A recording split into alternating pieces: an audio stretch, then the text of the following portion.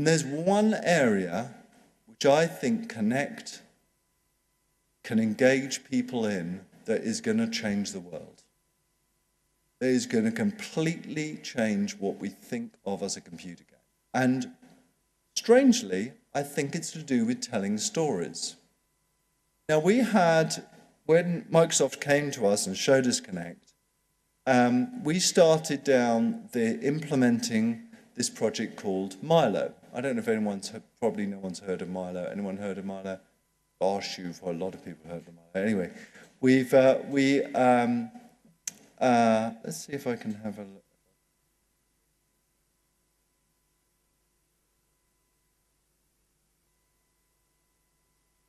Hello? What's wrong? What have I done wrong? There's no internet. No, there's no internet. It doesn't matter. I was going to show you the most amazing new game development of mine, but it's on the internet, so I can't. Yeah, I can say I could. I'm only joking. Yeah, this was. Sorry.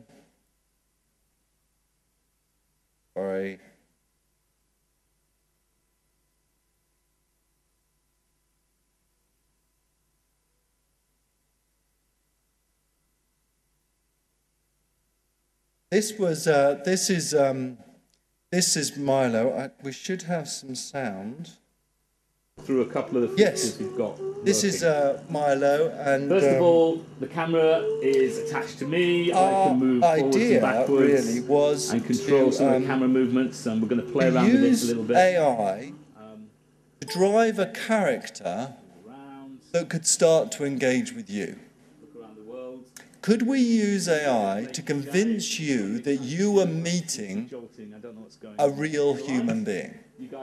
Now, when this was shown, a lot of people thought it was utterly impossible. So I wanted to show this demo. This is someone called Gary Carr. He was, someone I've worked with for years and years and years. He is not doing a press demo here. This is just at the studio, over someone's shoulder. This is not done for you. This is purely done for an internal, but you can see that it's not pre-canned. It is actually working. And I can talk through the way that works.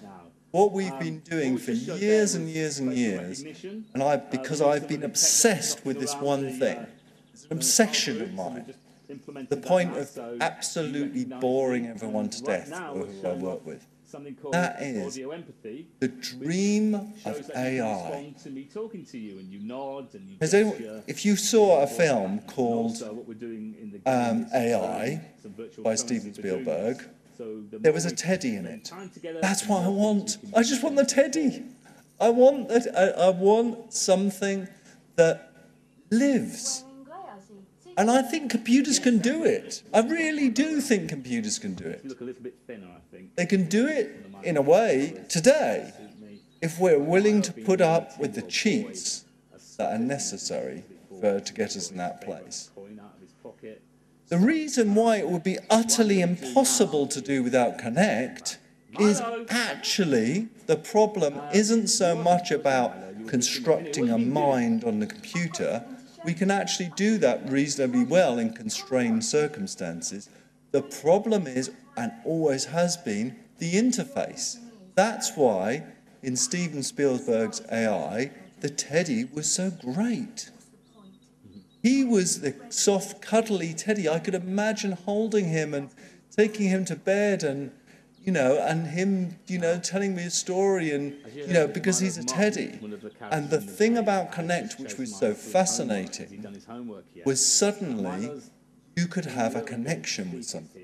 Something that actually could continue to exist. You didn't have a connection through your thumbs, you had a connection through your voice, body, your mannerisms, movement. Do things with this character, and this character would respond. And so we went away and we worked on this. We worked on this for about 18 months. We implemented some of the artificial intelligence that we had been working on since the early days of black and white. We mixed that with some speech recognition software, mix that, which was software that we had that was found at Microsoft. Mix that again with something called an invention of ours called audio empathy, a way of us telling how much emotion was in your voice. We mix that again with this really cute little cheat, which was every time you loaded up Milo, we went onto the internet and downloaded some more vocabulary for Milo, so he could talk about football results that happened last night. He could talk about things that had gone on in the world. And then lastly, we set up dramatic situations which kind of meant that you could, you had a reference for talking. And then we showed all this on the stage at E3. And there's huge amount, and very interesting, so kind of a proof point for me, this huge amount of interest started to come up. A lot of people, you know, their first reaction was, some people thought that Milo was going to become Terminator out of the Terminator films, and you know, he was building a thermonuclear device in the back of his house, and other people thought that this was, you know, the greatest piece of AI that was ever written, even though I consistently said to everyone that this is a cheat. Some people, you know, saw an immediate application for this, anything from training videos to companions for all of senior citizens.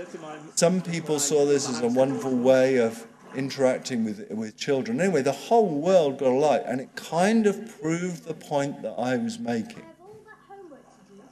How could now, surely, was a time to reinvent storytelling? And for me, this is just purely for me, that's the future of Connect. The future that where we can start to tell stories which involve you, the audience. Start to tell stories as part of the gameplay mechanic. Anyway, I'll just close down Gary. To do that, we need a piece of technology, and no, I haven't really shown this yet, but I'm going to show it today.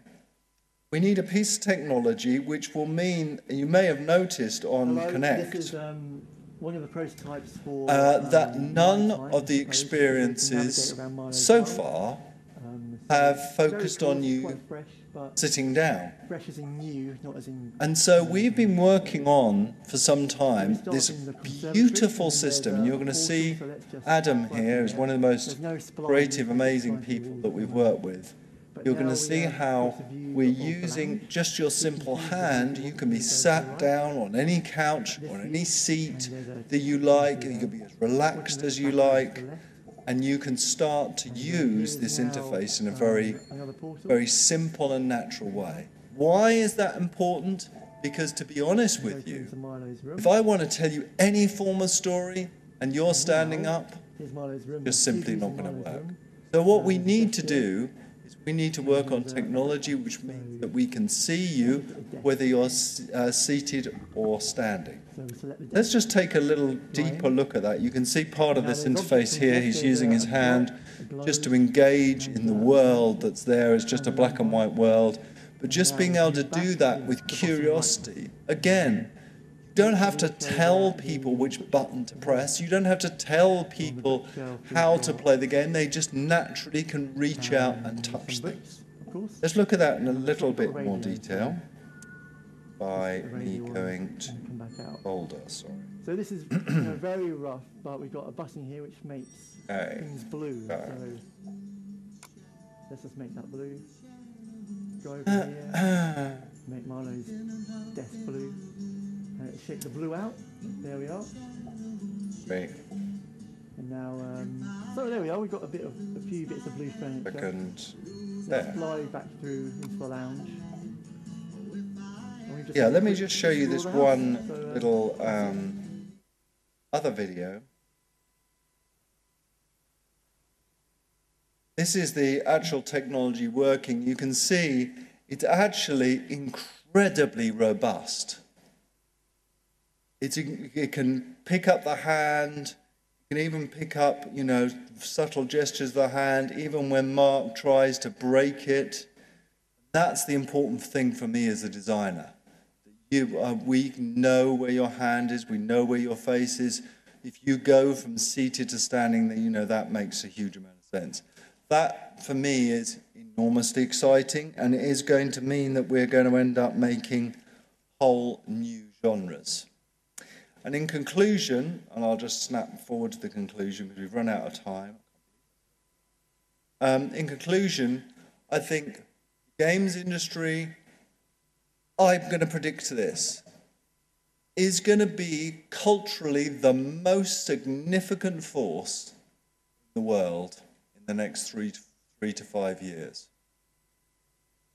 I predict that at this, well, I don't predict, I know, at this precise moment in time, this second, there is more than 100 million people playing computer games. That figure is going to increase. But what you think of as a computer game, who engages with it, how often you engage with it, is going to be completely different, unimaginably different. And to get to that utopia that I'm talking about, we need unbelievably talented people, fresh people in the industry, new designers, new programmers, new artists, to think in the most brave way, to be insane with their innovations.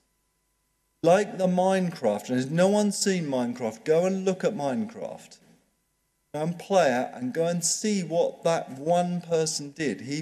Not only has he become enormously wealthy, but he represents my statement that games are going to be the culturally the most significant. Because there is nothing, no other form of entertainment I can think of which innovates so much. In the last 12 months, those things I've been through, just think. That hasn't happened in film, hasn't happened in book, it hasn't happened in television. Those are the tired old people on the block, and we're still the young, vibrant, just out of pubescent industry that is really going to change the world. That's what I believe. Thank you very much. I'd be happy to answer anybody questions. Remember, this is a personal view, and you probably all think I'm